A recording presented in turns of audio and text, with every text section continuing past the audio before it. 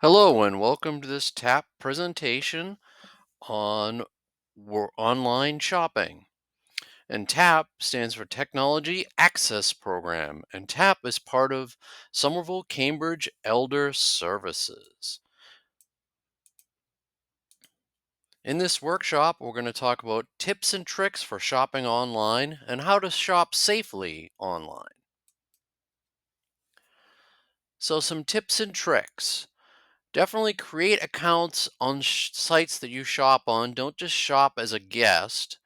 Yes, it's annoying and you have to enter passwords and all of that sort of stuff, but the advantage is it's going to help you track your packages, which is really important, obviously. So you're better able to do that if you actually create accounts, not shopping as a guest. So, whenever prompted, make an account. Also, sometimes making an account gets you a discount code.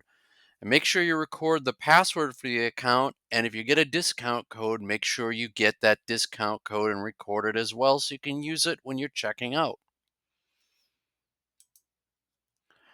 And there are ways to compare prices online. There are websites and apps that you can use to compare prices.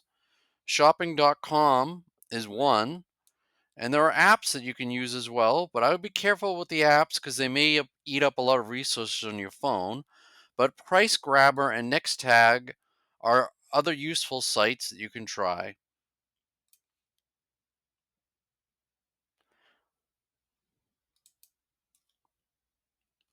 And you can also compare prices by using a search engine.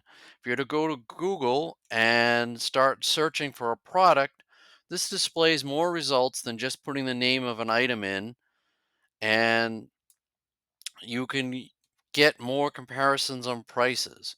Now, however, I do recommend not clicking on what's called sponsored links. When you see sponsored links to buy products, be very careful of those as they can lead to fraudulent sites. We'll discuss those more a little later on.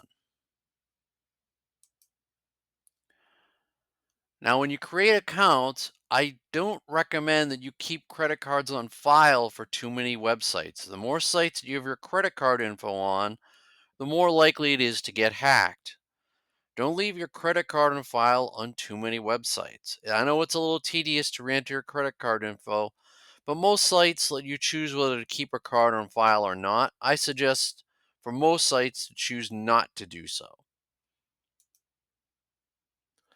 Be aware of where you're shopping. Be careful of bad links in Google searches. Sponsored links can be a scam. Sponsored links can often be hijacked and lead you to scams.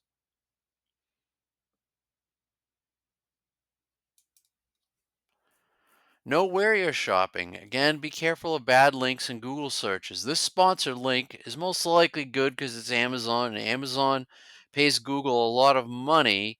So Google, this sort of thing checks out a little bit better.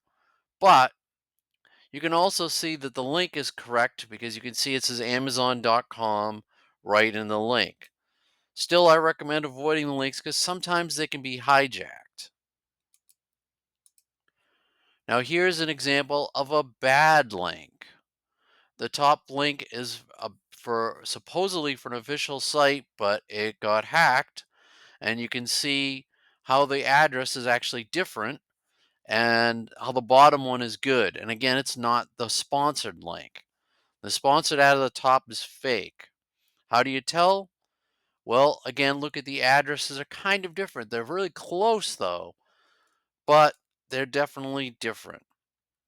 So again, I really strongly recommend trying to avoid sponsored ads.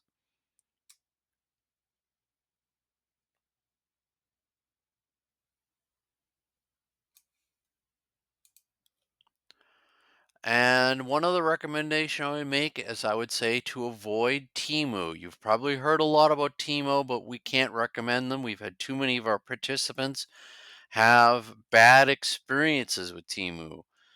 They make refunds and returns very difficult. And to be honest, it feels to me as if it's done on purpose. Definitely research a company before buying something from them.